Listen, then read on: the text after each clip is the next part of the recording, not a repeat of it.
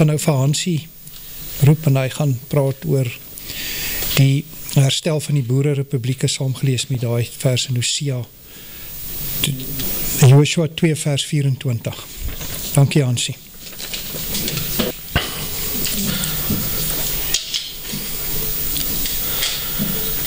Hierdie besprekingspunt handel oor die herstel van die Boererepublieke, saamgelees met Joshua 2 vers 24.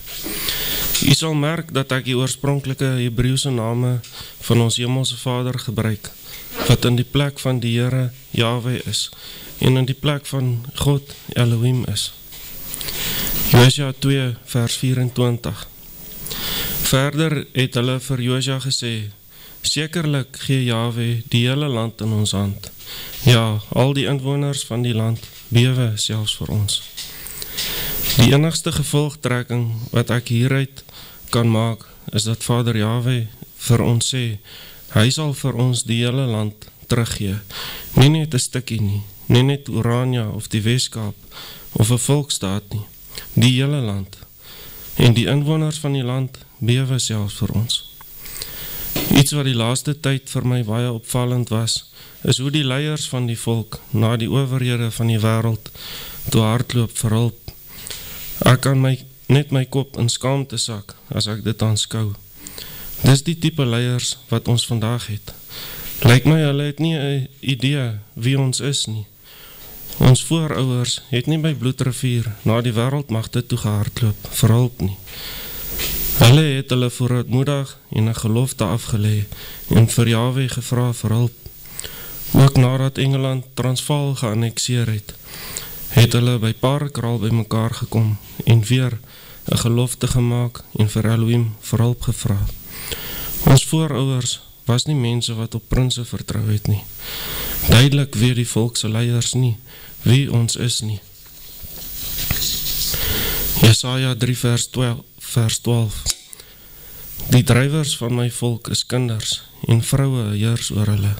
O my volk, jou leiers is verleiers, en die weg wat jou pad moes wees, het hulle tot 'n dwaalweg gemaak. Dis hartseer om dit te sê, maar die volkse leiers het verleiers geword, en ken nie hulle geskiedenis nie. Die leiers moet miskien mooi gaan sit en dink, of hulle met die regte ding besig is, en die wat gelei word, moet ook begin kyk, of is die leiers hulle sout werd. Hiermee 'n stukkie geskiedenis om die geheue te verfris van wie ons is en hoe die republieke tot stand gekom het. Ons is die nageslag van die Nederlandse settlers wat saam met Jan van Riebeeck in die Kaap aangekom het. Maar nadat Britannia die kolonie in die 1800s oorgeneem het dinge vir die boere begin skeefloop en het hulle besluit om die binneland in te trek om onder die Engelse regering se juk uit te kom. Om vir u 'n idee te gee wat se tipe mense hierdie was, wil ek net aanhaal uit 'n brief wat die Kaapse gouverneur vir Sir Benjamin de Urban in 1837 aan Lord Glenelg, die Britse koloniale staatssekretaris in Londen, geskryf het. Hy sê, dit is bitter jammer dat 'n groot gedeelte van die boere wat die Kaapkolonie verlaat het, van die fatsoenlikste inwoners was van die distrikte waaraan hulle behoort het, en dat die vertrek van hierdie onverskrokke, geduldige, arbeidsame, ordentlike en godsvreesende mense 'n onberekenbare verlies vir die kolonie beteken. Die idee van die Boererepublieke het sy ontstaan oorspronklik gehad toe Piet Retief vir die Kaapse gouverneur 'n brief geskryf het oor alles waaroor hulle ontevrede was, en daarin meld hy dat hulle as 'n vry en onafhanklike volk erken wil word. Na die skare wat die voortrekkers gelei het met die moord op Piet Retief 6 Februarie en met die slag van Wenen en Bloukrans op 16 Februarie 1838 is besluit om 'n kommando op te roep om Dingaan te gaan straf, om so hulle pad oop te kry sodat hulle veiliger hulle trek kon voortsit. Nadat die strafkommando die gelofte afgelê het en Elohim hulle op 16 Desember 1838 die oorwinning gegee het die trekkers weer moed geskep om aan te gaan. Maar min het hulle besef wat sy verantwoordelikheid hulle teenoor Elohim gehad het met die onderhouding van die gelofte. Alles het verder redelik goed gegaan met hulle trek die binneland in. Die Boererepublieke is toegestig en in 1852 het Engeland die onafhanklikheid van Transvaal aanvaar en in 1854 die van die Oranje Vrystaat. Na die ontdekking van goud aan die Witwatersrand het hulle moeilikheid van vooraf begin en kon die Engelse nie hulle gierigheid inhou nie en in 1877 annexeer Engeland die Transvaal. Op 16 Desember 1888 breek die eerste Anglo-Boereoorlog uit nadat hulle die gelofte vir die eerste keer in 40 jaar as volk betaal en toe wen hulle die oorlog met die slag van Majuba en kry hulle die republieke terug. Op 11 Oktober 1899 breek die tweede Anglo-Boereoorlog uit nadat hulle weer nalat om die geloftes te betaal en die boere moes op die ou end oorgee in 1902. In kort is dit die geskiedenis van wie ons is en hoe die Boererepublieke ontstaan het. Hier kan ons sien dat 'n gelofte gemaak is met die slag van Bloedervuur en Elohim gee vir hulle die oorwinning en hulle kon toe die Boererepublieke stig. Maar hulle verloor dit weer toe hulle nalat om die gelofte vir 40 jaar te betaal. Maar na hulle die gelofte by Parakraal betaal, gee Vader na 11 weke vir hulle die oorwinning by Majuba. Daarna hulle die republieke weer verloor, omdat hulle weer nagelaat het om die geloftes te betaal. Hier kan mens mos 'n patroon sien van hoe die republieke vroeër herstel is. Dis eintlik maklik, betaal net die geloftes. Moet ons nie miskien weer die manier probeer nie?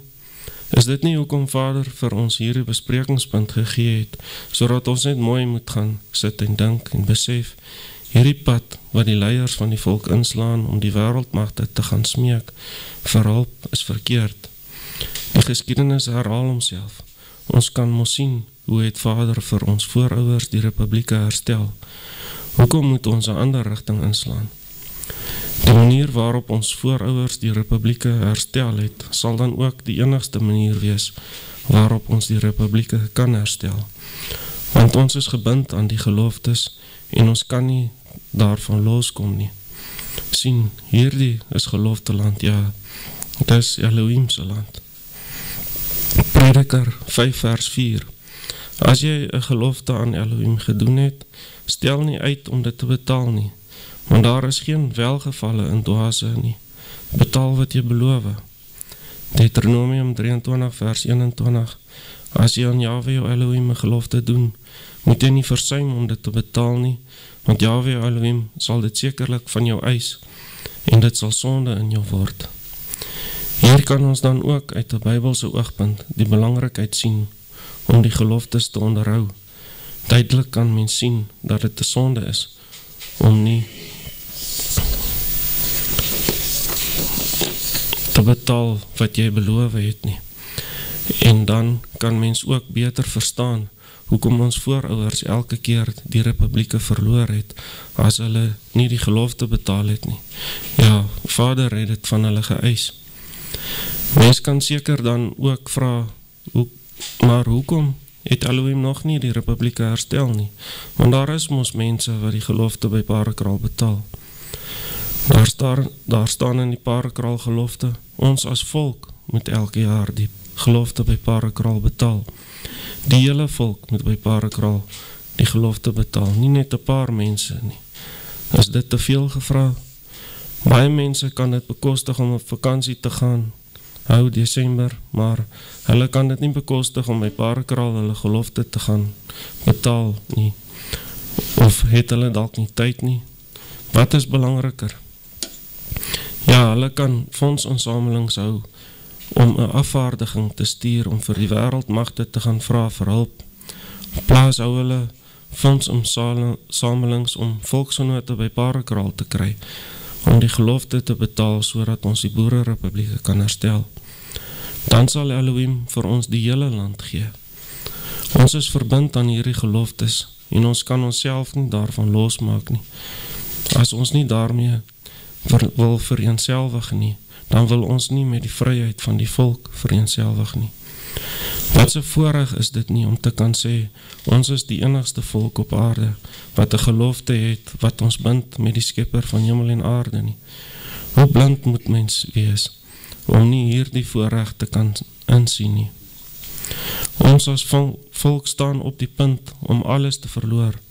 Aan die een kant probeer hulle ons grond vat met die onteiening sonder vergoeding wet, en aan die ander kant probeer hulle die regte wat ons het om ons kinders te onderrig te vat met die Bella-wet. Ook probeer hulle ons nog verder uitdun deur vir ons vlugtelingstatus aan te bied in ander lande.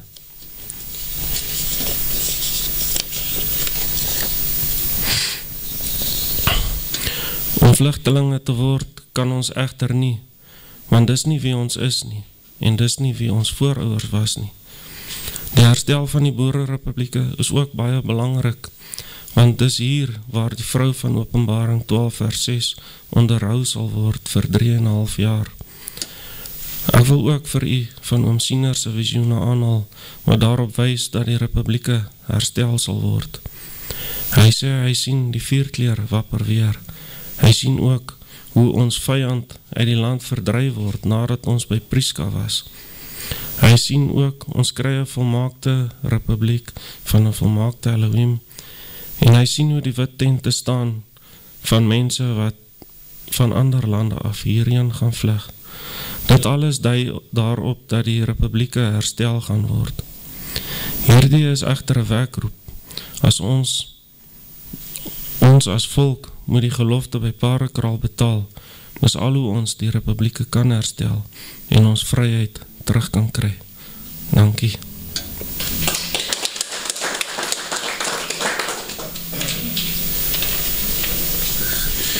Baie dankie Hansie, baie mooi voorlegging.